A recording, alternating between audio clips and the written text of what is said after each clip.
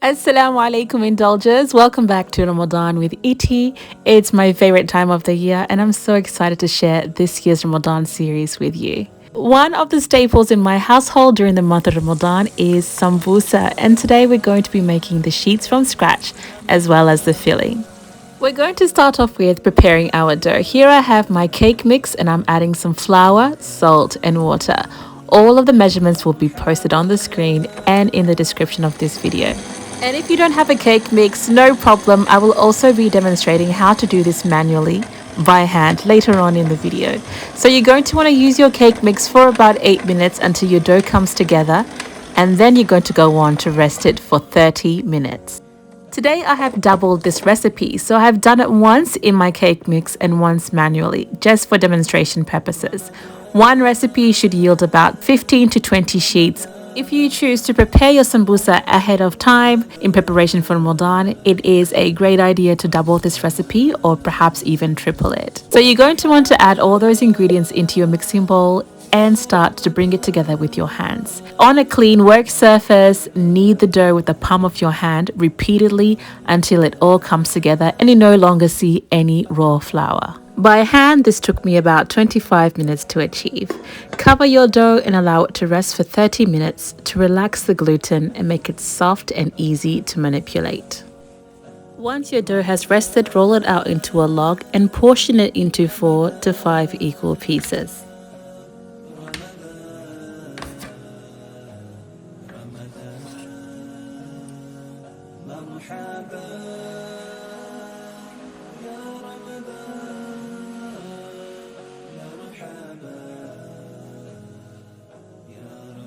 Proceed to roll each portioned piece into a round ball, and what I like to do is set it aside under a bowl to keep it from drying out.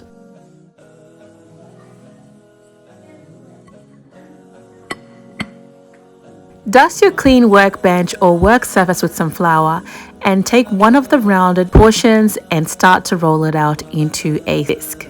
Once your dough is perfectly round and about 3 millimeters thick, you can set that aside and proceed to roll another.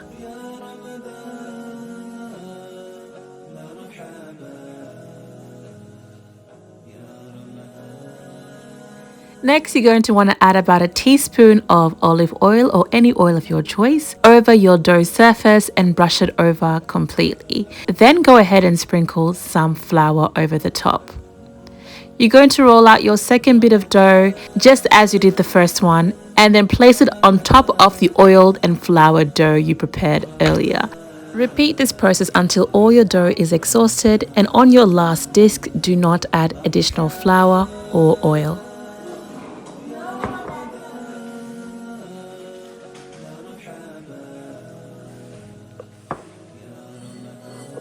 Notice that my last bit of dough is larger than the rest of them. This is intentional. We're going to flip this dough and add more flour to our work surface and slowly begin to roll it out. The last bit of dough should be bigger to ensure that it expands and supports all the dough above it. Take your time as you roll out your dough to ensure that it expands on all angles. You're going to intentionally roll your dough towards the direction that you want to cut your sheets. In this case, I want mine to be rectangular so I can make triangular shaped samosas. Frequently add some flour beneath your dough to prevent it from sticking to the work surface. So at this point, my dough is pretty thick. I'm going to keep rolling it out and spreading it across my bench until it is quite thin. At this stage, my dough was about 2 millimeters thick and I was satisfied with how stretched out it was. So I proceeded next to use a pizza roller to cut out my rectangular strips.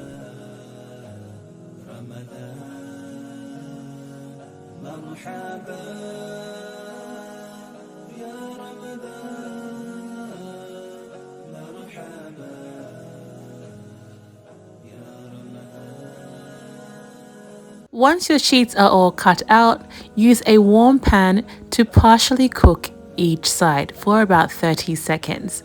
What we want to achieve with heat is to partially cook the dough so that each of the layers begin to separate, allowing us to peel them off. During this stage, it's important to control the heat so that you don't end up burning your sheets. You don't want too much color on them. All you want is a slight change in color of your dough, and then once you do achieve that, flip it on to the next side.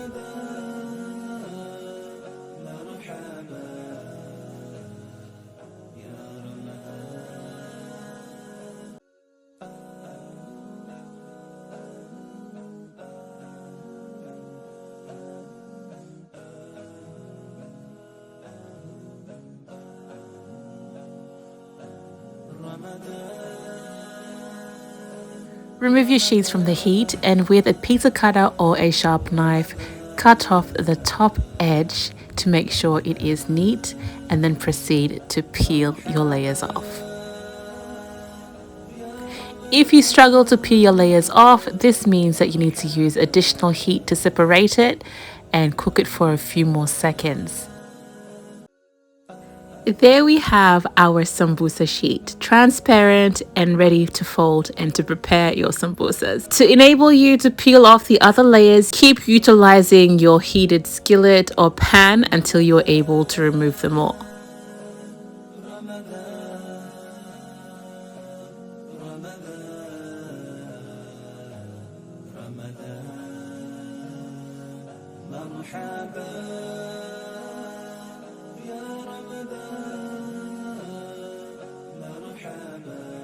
So this is my final yield with the doubled recipe. That is the dough prepared in the cake mix and the one I did manually. If you decide not to use them immediately, you can wrap them up with some plastic wrap and refrigerate them for up to 1 week. If you want to use it the same day, just repeat what I have done here. I've wrapped it up in some plastic and covered it with a tea towel while I proceed to make my filling.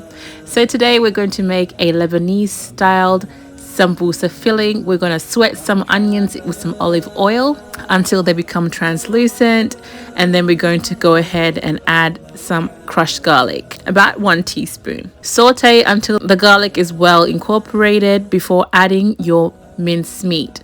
For the recipe today, I'm using about 600 grams of beef mince. I'm going to add that into my skillet and continue to saute it until the beef starts to color. Soon after that, I'm going to add 1 chicken stock cube as well as my spices. All the ingredients for this recipe are going to be listed on the screen and in the description of this video. Continue to saute the meat and spices on medium heat until you begin to smell the spices and the meat also browns and looks completely cooked. At this point, you want to also add your pomegranate molasses. This gives a lovely punch of sourness and sweetness to this dish. Pomegranate molasses is a concentrated syrup made from cooking down pomegranates, and you can find it in most Middle Eastern supermarkets and international shops. So go ahead now and remove that mince from the heat and proceed to toast your pine nuts.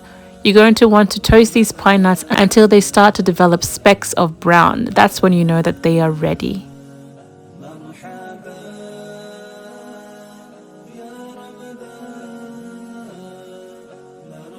Remove your toasted pine nuts from the heat and introduce them into the mince mixture.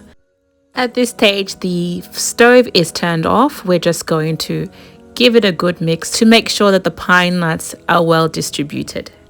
Lastly, we're going to incorporate some fresh parsley. Stir that in as well and allow the mixture to cool down completely before folding your sambusas. In the meantime, we're going to add a bit of water to some flour to create a thick slurry. This is going to be used as a glue to help seal our sambusa as we fold.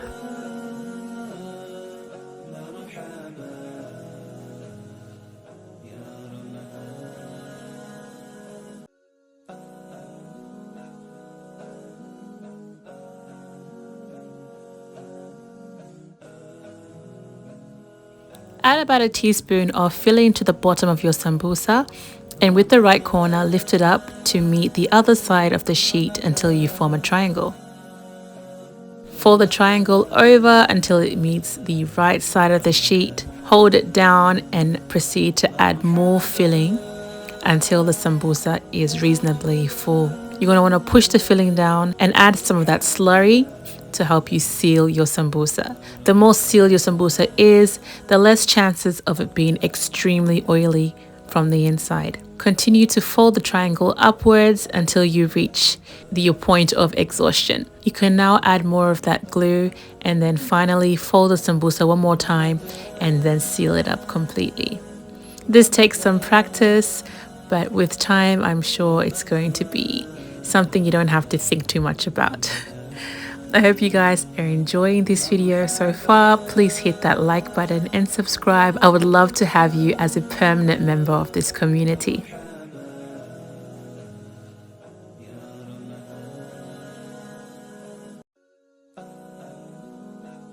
Our sambusas are all folded out at this point, and this is how I like to store mine for later use. Into a tray, I'm going to dust some flour and arrange my sambusa.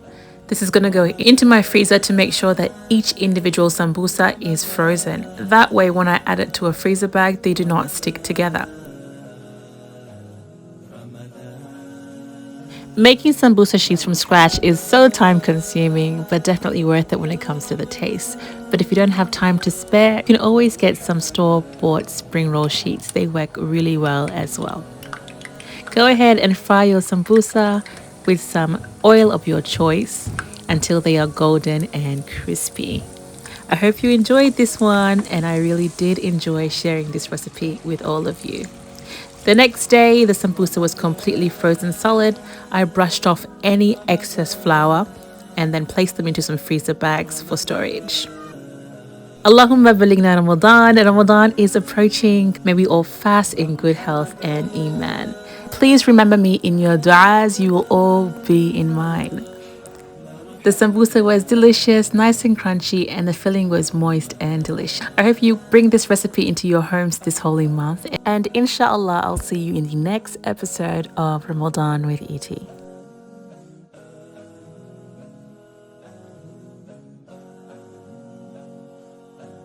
Ramadan.